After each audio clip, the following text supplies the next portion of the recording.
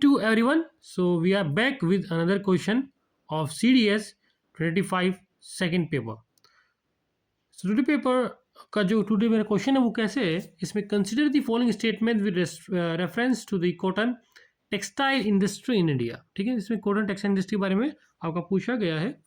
इसमें फर्स्ट इसमें आपका पॉइंट ये है कि टेक्सटाइल इंडस्ट्री है वो over time spread others part of India beyond Gujarat and Maharashtra.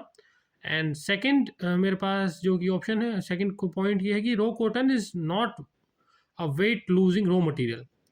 So we are doing concept in minutes. So whatever the cotton textile related information in India, so we try to cover in a concept in a minute. So shall we start now? सबसे पहले हम बात कर लेते हैं cotton industry के बारे में. तो आपको सबसे पहले जब भी कॉटन आए तो you need, cotton is called white gold. Cotton को हम वाइट गोल्ड भी कहते हैं. फर्स्ट थिंग इट इज़, आपको कुछ ना सकता है कि पिंक गोल्ड क्या है, match the following. Black gold क्या है, आपका वाइट गोल्ड क्या है, सिल्वर गोल्ड क्या है. ऐसे क्वेश्चन मेरे पास ऐसे कुछ क्वेश्चन आएंगे, मैच दी फॉलोइंग. उसमें आपकी राइस, ब्लैक सॉइल, पेट्रोलियम, आपके मैच दी फॉलोइंग से आएंगे. So you know about it. आपको मेंशन करना होगा. आप जाइए, मेंशन कीजिए और उनको लर्न कीजिए. ठीक है, पहली बात तो ये. नाउ अब हम थोड़ी नीचे चलते हैं. We first of all talking about history of cotton. ठीक है, हम कॉटन की हिस्ट्री के बारे में बात करते हैं. कॉटन की हिस्ट्री के बारे में यू सरप्राइज, हमारी कॉटन की हिस्ट्री अभी 100-200 साल पुरानी नहीं है, 500 या फिर 1000 साल पुरानी नहीं है. It's in Indus valley civilisation 1925 से BC से लेकर 1750 BC तक. और जो हिस्ट्री है कॉटन की, ये आप कहाँ मिली थी? ये मिलती है आपकी मोहनजोदड़ो में. कहाँ पर? मोहनजोदड़ो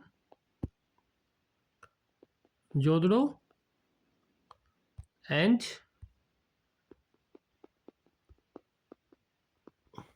मेहरगढ़ में. ओके, सो ये आपकी हिस्ट्री है. Now we back to topic. देखिएगा, अब कॉटन ग्रोइंग कंडीशन क्या है. कॉटन ग्रोइंग कंडीशन मेरे पास सबसे पहले क्लाइमेट सबसे पहले मेरे पास क्या होना चाहिए? क्लाइमेट हॉट होना चाहिए, सनी में भी टेम्परेचर आपका, और मिनिमम रेनफॉल 400 मिलीमीटर होना चाहिए. ठीक है नाउ, और इसको अप्रोक्स 110 डेज लगते हैं उसको क्रॉप को तैयार होने के लिए. और ये मेरी one of the type of kharif crop है. ये मेरी क्या आपकी है? खरीफ क्रॉप है, जो कि अप्रैल मई में आपकी होती है. और अप्रैल और मेरे पास आपकी मई में मेरे पास आपकी होती है. ठीक है नाउ, विद आपकी मिनिमल रेन. और ये मोस्टली आपकी इन वेस्टर्न रीजन, यानी आप बात करें जैसे मेरा इंडिया है ये, for example, so this is my India. ठीक है,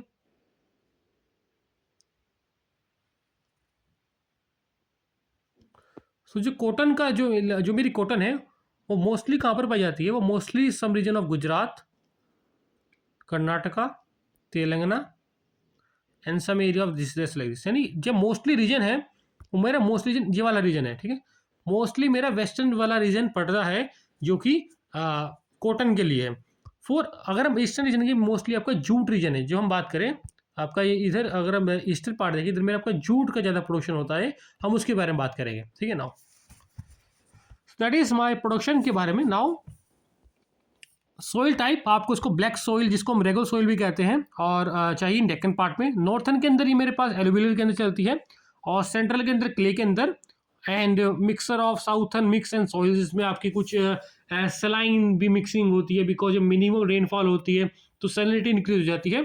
और ये हाईली वनरेबल होती है वाटर लॉगिंग के, बिकॉज जब आपकी मिनिमम रेनफॉल होती है when tolerate salinity, but it's highly vulnerable to the water logging. आपको पता होना चाहिए. ये 6 से 8 महीने में तैयार होती है, और जैसे खरीफ क्रॉप, वन खरीफ क्रॉप है. देखो अब जो सबसे पहले आपको ये पता होना चाहिए कि जो पिंक, ये जो मेरा ये पिंक बॉल वॉर्म है, ये आपका रिड्यूस करता है प्रोडक्शन ऑफ किसका? कॉटन के लिए. सो वन ऑफ द खतरा है ये मेरे पास, वन ऑफ द चैलेंजेस है. दूसरी बात ये कि आपका ट्रेडिशनल लिमिट्स हैं आपकी, सबको पता है.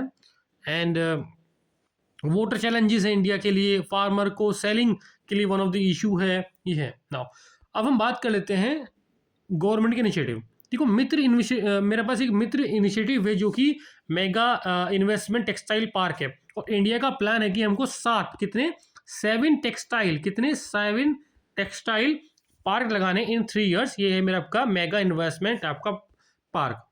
दूसरा है कि मेरा national technology of textile mission, जो कि 2020 में बनाया गया था, और मेन टारगेट ये है कि टेक्सटाइल के प्रोडक्शन कैसे इंक्रीज करें, इसकी वैरायटी को कैसे इंक्रीज करें, ये है। अब कॉटन कॉर्पोरेशन ऑफ इंडिया, जो कि 1917, इंपॉर्टेंट क्वेश्चन है कि आपका आ सकता है कि when the cotton corporation of India establish, one word में आ सकता है, या फिर पूछ सकता है कि कॉटन कॉर्पोरेशन ऑफ इंडिया किससे रिलेटेड है, कब हुई है, कॉटन में क्या इसका इंपॉर्टेंस है, ये पूछ सकता है, ठीक है। और देखो ये इंपॉर्टेंट है आपका कोट एलॉय ऐप। तो कोट एलॉय ऐप एक फार्मर के एमएसपी के लिए, मिनिमम सपोर्ट प्राइस के लिए, जो कि रेट और उनका प्रिक्योरमेंट की इन्फॉर्मेशन देता है उस ऐप के अंदर, ठीक है। That's about all about your government initiative and the plans. अब देखिए हम थोड़ा यहाँ पे चलते हैं। अब जो मेरी कस्तूरी कॉटन भारत है, तो कस्तूरी कॉटन भारत का मेन इसका इंपॉर्टेंट ये है कि इसमें हमने क्या है, क्यूआर कोड लगा रखे हैं, और क्यूआर कोड की हेल्प से हम आइडेंटिफाई कर सकते हैं of Indian cotton. That's initiative. Now Mitra scheme की बात मैंने बता दी आपको, पिंक बॉलवॉर्म के बारे में बता दी, रिड्यूस कॉटन, और कस्तूरी कॉटन प्रोग्राम के बारे में आपको मैंने बता दिया है, ठीक है ना। अब वेरी वेरी इंपॉर्टेंट, देखो इसको आप जितना इंपॉर्टेंट कर सकते हैं कर लीजिएगा। ये आपका क्वेश्चन मुझको लगता है कि आने के ज़्यादा चांस है। अब इंडिया के अंदर जितनी भी 4 वैरायटी है कॉटन की, सब ग्रो होती है।